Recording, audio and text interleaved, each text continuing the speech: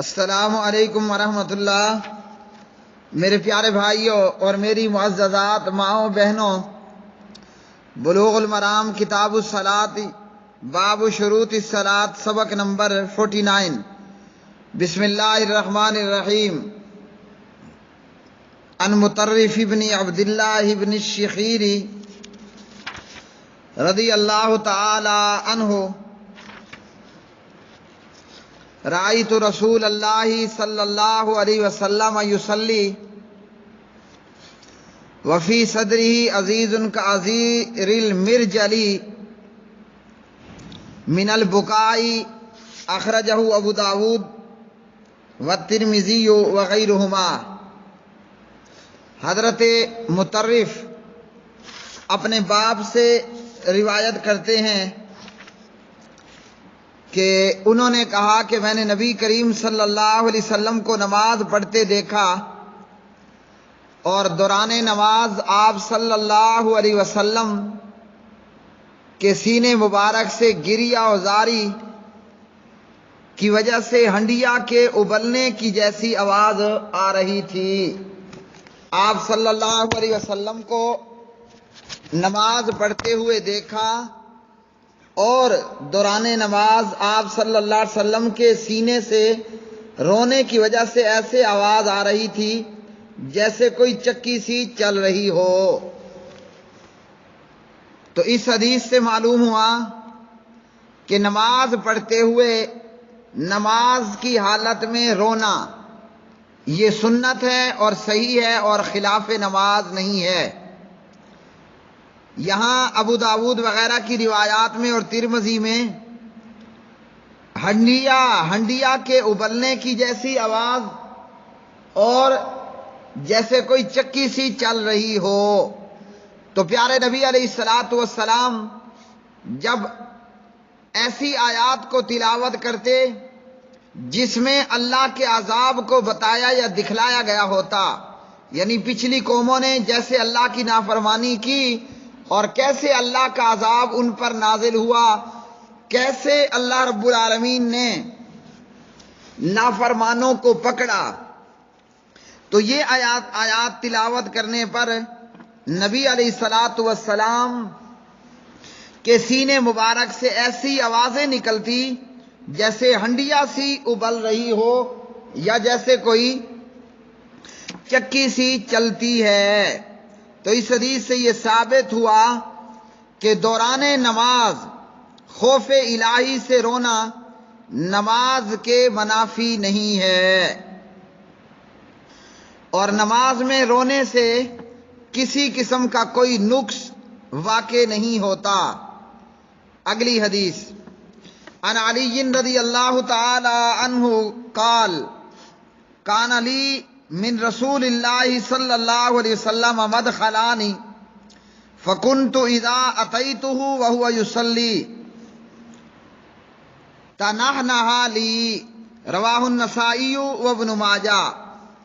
حضرت علی رضی اللہ تعالی عنہ راوی ہیں، فرماتے ہیں کہ نبی علیہ الصلوۃ والسلام کی خدمت میں حاضر ہونے کے لیے میرے پاس 2 وقت تھے۔ جب میں آپ کی خدمت میں حاضر ہوتا اور نبی علیہ الصلوۃ والسلام نماز پڑھ رہے ہوتے تو مجھے مطلع کرنے کے لیے نبی علیہ الصلوۃ والسلام کھنکھار دیتے، اس طرح آپ صلی اللہ علیہ وسلم کر لیتے۔ اس حدیث سے بھی معلوم ہوا کہ نماز میں ضرورت کے وقت ایسی آوازیں نکالنا جس میں حروف کی ادائیگی نہ ہو نماز کے لیے موجب فساد نہیں ہے، یعنی اس سے نمازی کی خراب نہیں ہوتی۔ اگلی حدیث عن ابن عمر رضی اللہ تعالی عنہما قال قلت لبلال کیف رأیت النبی صلی اللہ علیہ وسلم یرد علیہم حین یسلمون علیہ وہو یصلی قال یقول ہکذا وبسط کفہ، اخرجہ ابو داود والترمذی وصححہ۔ حضرت عبداللہ بن عمر رضی اللہ تعالی عنہ روایت کرتے ہیں کہ میں نے جناب بلال رضی اللہ تعالی عنہ سے پوچھا، آپ نے نبی علیہ الصلاۃ والسلام کو کس طرح جواب دیتے ہوئے دیکھا جب آپ صلی اللہ علیہ وسلم نماز پڑھ رہے ہوتے اور لوگ آپ کو سلام کہتے؟ انہوں نے کہا کہ آپ اس طرح کرتے کہ اپنا ہاتھ بلال نے پھیلا دیا، یعنی ہاتھ کو جھٹکا دے کر ہاتھ کے اشارے سے ہی نماز میں سلام کا جواب دیتے۔ امام ترمذی نے اس روایت کو صحیح کہا۔ تو یہ حدیث اس بات پر دلیل ہے کہ نماز میں سلام کا جواب دینا اشارے سے سنت ہے، اور یہاں ان لوگوں کے لیے اس بات کا جواب ہے جو لوگوں کو منع کرتے ہیں کہ مسجد میں آ کر سلام مت کرو۔ نمازی سلام کیے جانے سے ڈسٹرب ہوتے ہیں، سبحان اللہ۔ نبی علیہ الصلاۃ والسلام نماز کی حالت میں جب کوئی سلام کر دیتا تو پیارے نبی ہاتھ جھٹک کر ہاتھ کے اشارے سے سلام کا جواب دیتے۔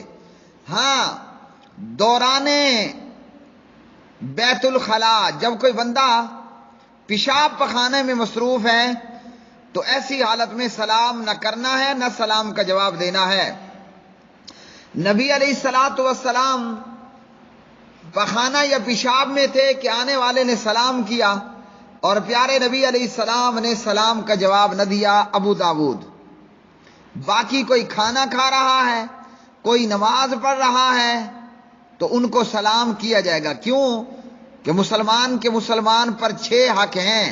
ان میں سے پہلا، اذا لقیتہ فسلم علیہ، جب تو اپنے مسلمان بھائی کو ملے تو چاہیے کہ تو اس کو سلام کر، فسلم علیہ، پس اس کے اوپر سلام کر۔ تو نماز میں بھی نبی علیہ الصلاۃ والسلام نے سلام کا جواب دیا ہے۔ زبان کے ساتھ گفتگو اور کلام کرنا یہ تو منع ہے، مگر سلام کا جواب ہاتھ سے دینا یہ درست اور صحیح ہے۔ اسی طرح ایک اور روایت میں ہے عبداللہ بن عمر رضی اللہ تعالی عنہما سے کہ آپ صلی اللہ علیہ وسلم ہاتھ یا انگلی کے اشارے سے سلام کا جواب دے لیا کرتے تھے نماز میں۔ مسند احمد جامع ترمذی کے اندر 368 نمبر حدیث ہے۔ تو ہمیں معلوم ہوا کہ نماز میں بھی نمازی کو سلام کرنا چاہیے اور نمازی اپنے ہاتھ یا انگلی سے اشارہ کر کے سلام کا جواب دے گا۔ اگلی حدیث، عن ابی قتادہ رضی اللہ تعالی عنہ قال کان رسول اللہ صلی اللہ علیہ وسلم یصلی وهو حامل امامۃ بنت زینب فاذا سجد وضعها واذا قام حملها، متفق علیہ، ولمسلم وهو یؤم الناس فی المسجد۔ سبحان اللہ۔ جناب ابو قتادہ رضی اللہ تعالیٰ عنہ راوی ہیں، فرماتے ہیں کہ نبی علیہ الصلاۃ والسلام نماز پڑھتے تھے۔ آپ علیہ الصلاۃ والسلام نماز پڑھاتے اپنی نواسی امامہ بنت زینب کو اٹھا کر۔ جب آپ سجدے میں جاتے تو اپنی نواسی کو زمین پر بٹھا دیتے اور جب آپ کھڑے ہوتے تو اس کو اٹھا لیا کرتے تھے۔ بخاری مسلم، اور مسلم میں الفاظ ہیں وَهُوَ يَؤُمُّ النَّاسَ فِي الْمَسْجِدِ۔ یہ آپ علیہ السلام اس وقت کر رہے ہوتے تھے کہ جب آپ مسجد نبوی میں لوگوں کی امامت کرا رہے ہوتے تھے۔ تو نبی علیہ الصلاۃ والسلام نماز پڑھاتے ہوئے جبکہ آپ امام ہوتے تھے اپنی نواسی کو اٹھا کر نماز پڑھایا کرتے تھے۔ تو پیارے بھائیو، اس حدیث سے یہ معلوم ہوا کہ بندہ نماز پڑھتے ہوئے بچے کو اٹھا سکتا ہے۔ نماز پڑھتے ہوئے آدمی بچے کو اٹھا کر نماز پڑھا سکتا ہے، اب بھلے نماز فرض ہو یا وہ نماز نفل ہو۔ نمازی نماز میں بچے کو اٹھا کر نماز پڑھ سکتا ہے، پڑھا سکتا ہے، اور یہ عمل کثیر نہیں، اور یہ نماز کے خلاف اور نماز کے منافی نہیں ہے۔ نبی علیہ الصلاۃ والسلام اپنی نواسی جناب زینب، نبی علیہ الصلاۃ والسلام کی لخت جگر آپ کی بیٹی، تو نبی علیہ الصلاۃ والسلام اپنی نواسی امامہ کو اٹھا کر نماز پڑھایا کرتے تھے، جو کہ آپ کی بیٹی زینب کی بیٹی تھی، اور امامہ کے والد کا نام تھا ابو العاص بن ربیع۔ حضرت فاطمہ رضی اللہ تعالی عنہا نے فاطمہ بنت محمد الرسول اللہ صلی اللہ علیہ وسلم، فاطمہ رضی اللہ تعالی عنہا نے وصیت کی تھی حضرت علی کو، اور حضرت علی نے فاطمہ کی وفات کے بعد امامہ بنت زینب سے نکاح کر لیا تھا، اور پھر حضرت علی کی شہادت کے بعد مغیرہ بن نوفل نے امامہ بنت زینب سے نکاح کر لیا، اور انہی کے ہاں امامہ نے وفات پائی۔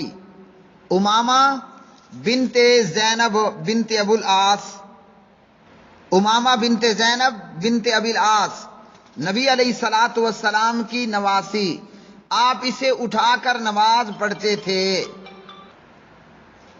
اب دیوبندی بریلوی یا فقہ حنفی کا اس تعلق سے کیا کہنا ہے کہ بچے کو اٹھا کر نماز پڑھنا درست نہیں ہے، بچے کو اٹھا کر نماز پڑھنا درست نہیں ہے، جبکہ کتے کے بچے کو اٹھا کر نماز پڑھنا درست ہے۔ حنفی مذہب کی معتبر ترین کتابوں میں لکھا ہے، جب نمازی قرآن مجید پکڑ کر قرات کرے تو نماز فاسد ہو جاتی ہے۔ فتاوی قاضی خان، فتاوی عالمگیری وغیرہ۔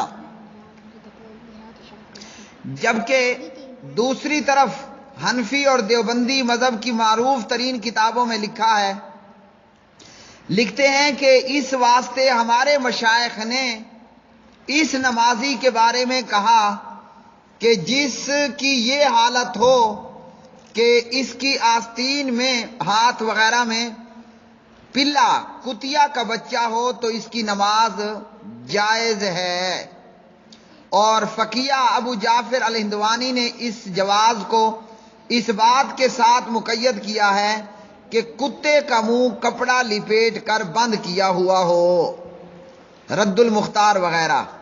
اسی طرح فیض الباری از انور شاہ کشمیری دیوبندی۔ تو اب انسان کے بچے کو اٹھا کر نماز پڑھنا، نماز فاسد ہو جاتی ہے، قرآن مجید اٹھا کر کوئی قرات کرے تو نماز فاسد ہو جاتی ہے، جبکہ حضرت عائشہ رضی اللہ تعالی عنہا کو ان کا غلام قرآن مجید ہاتھ میں لے کر تراویح کی نماز پڑھایا کرتا تھا، بخاری۔ نبی علیہ الصلاۃ والسلام نے اپنی نواسی امامہ بنت زینب کو اٹھا کر نماز پڑھائی مسجد نبوی میں صحابہ کرام کو۔ اب ان کی دیوبندی بریلویوں کی فقہ کے مطابق انسان کا بچہ اٹھا کر یا قرآن مجید ہاتھ میں لے کر نماز پڑھی جائے گی تو نماز فاسد ہو جائے گی، اور کتے کا بچہ اٹھا کر نماز پڑھی جائے تو نماز جائز ہے۔ حیرت کا مقام ہے۔ اگلی حدیث، عن ابی ہریرہ رضی اللہ تعالی عنہ قال قال رسول اللہ صلی اللہ علیہ وسلم اقتلوا الاسودین فی الصلاۃ الحیۃ والاقرب، اخرجہ ابو داود والترمذی وغیرہما وصححہ ابن حبان۔ ابو ہریرہ رضی اللہ تعالی عنہ راوی ہیں، نبی علیہ الصلاۃ والسلام کا ارشاد گرامی، نماز میں دو سیاہ جانوروں سانپ اور بچھو کو مار دیا کرو۔ تو اس حدیث سے یہ معلوم ہوا کہ نماز میں اگر بچھو آ جائے یا نمازی کے سامنے سانپ آ جائے، اسی طرح حالت نماز میں رہتے ہوئے وہ بچھو کو بھی مار دے اور سانپ کو بھی مار دے، ایسا کرنے سے اس کی نماز باطل نہیں ہوتی۔ یہ بھی معلوم ہوا کہ ان دو موذی جانوروں کا مارنا بھی ضروری ہے۔ جمہور علماء کی یہی رائے ہے کہ نماز کے دوران میں سانپ اور بچھو کو مارنے سے نماز فاسد نہیں ہوتی۔ تو نماز میں سانپ اور بچھو کو مارنا یہ بھی درست ہے اور یہ نماز کے منافی نہیں ہے۔ وآخر دعوانا ان الحمد للہ رب العالمین۔